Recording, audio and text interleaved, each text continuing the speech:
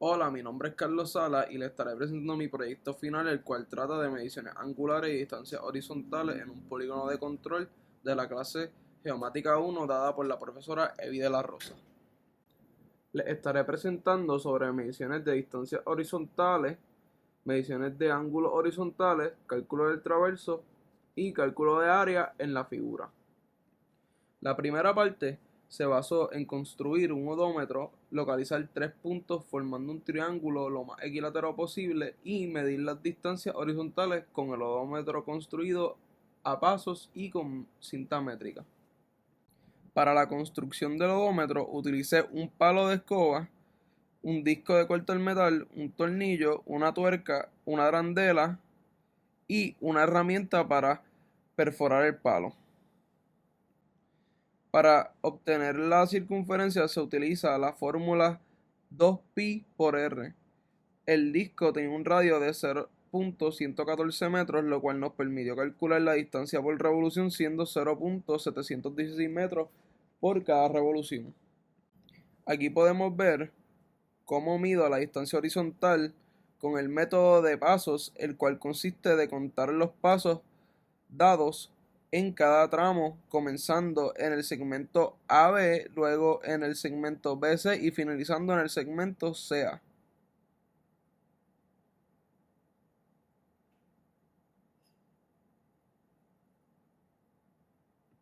Ahora podemos observar cómo mido las distancias horizontales de cada segmento utilizando el odómetro construido.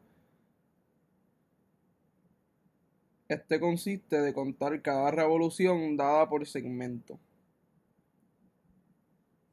comenzando en el segmento AB, luego con el BC y luego con el segmento CA.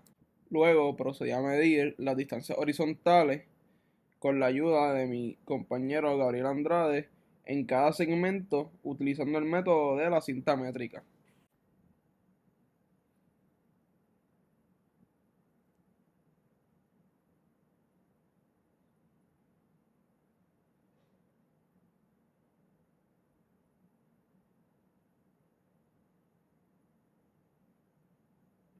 Estos fueron los datos obtenidos, junto a una imagen de la libertad de campo.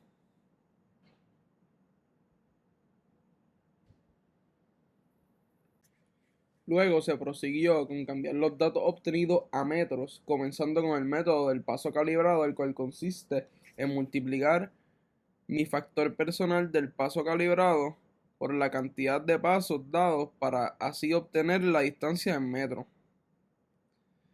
Después se calculó la distancia horizontal con los datos recolectados del odómetro, el cual consistió en multiplicar la cantidad de revoluciones por el factor de revolución en metros.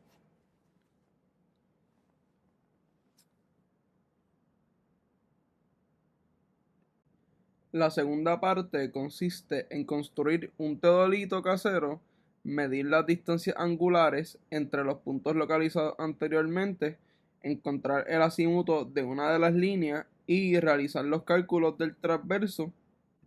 Los materiales utilizados para la construcción del teodolito fueron un trípode, una arandela, dos tornillos, una tuerca, hilo de pastel, un transportador, un paperclip para hacer un puntero, un panel PVC, unas L de metal, un tubo PVC para la mira.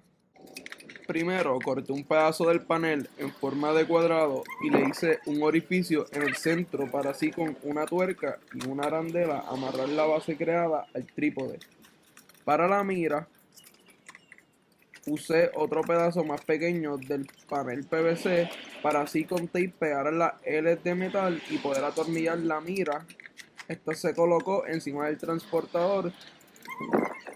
Al tubo PVC de la mira se le hizo unos orificios para poder usar el hilo de pastel en forma de cruz y para así formar el crosshair.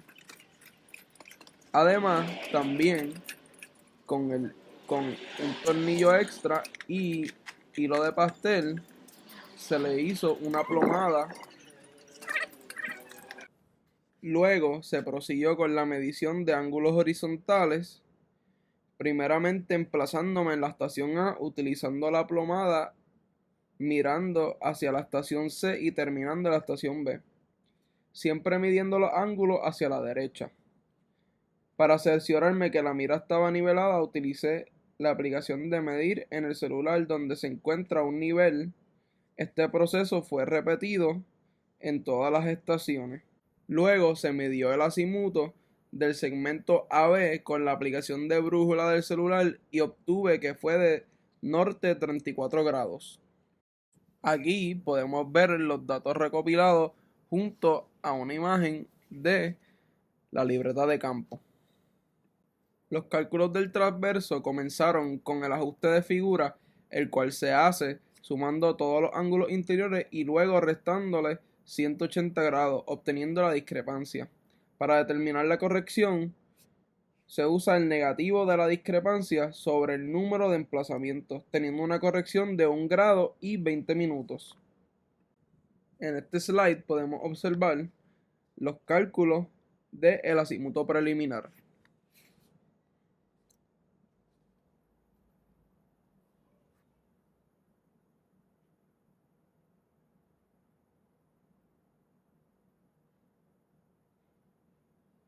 Luego se procedió con los cálculos de departure latitude, error de cierre lineal y precisión. Para calcular el departure se multiplicó el largo del tramo por el seno del ángulo. Para el latitude se multiplicó el largo del tramo por el coseno del ángulo. Las funciones trigonométricas usadas cambiaban según el cuadrante en el que se encontraba el tramo. El error de cierre lineal se calculó con la raíz cuadrada de la suma de los misclosure departure y latitud elevado al cuadrado. Luego de calcular el error de cierre lineal, se pudo determinar la precisión dividiendo el error entre el perímetro. Aquí podemos observar todos los cálculos hechos. Para ajustar los departure y latitude, se calculó la corrección de ambos, multiplicando el negativo del misclosure por el largo del tramo, dividido entre el perímetro. Esto se calculó para cada tramo, para así poderlo sumar al departure y latitud inicial y obtener los valores ajustados. En esta tabla se observan todos los cálculos hechos. Para el cálculo de coordenadas se utilizó la coordenada arbitraria. Estas iniciaron en la estación A. Para la coordenada en X se sumó a la coordenada inicial el departure y para las coordenadas en Y se sumó el latitud. Para obtener el largo ajustado de cada tramo se utilizó la raíz cuadrada de la suma del departure ajustado y latitud ajustado al cuadrado. Esto se repitió para cada tramo. Aquí se puede observar el cálculo de azimuto ajustado.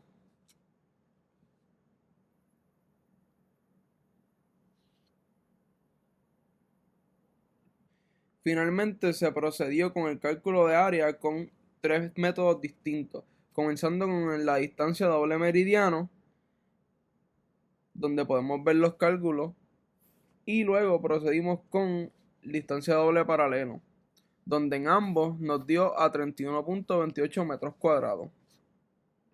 Y por último se calculó el área con el método de coordenadas, donde podemos ver que el área nos dio igual que con los métodos anteriormente mencionados, dando un valor de 31.28 metros cuadrados. Gracias por su atención.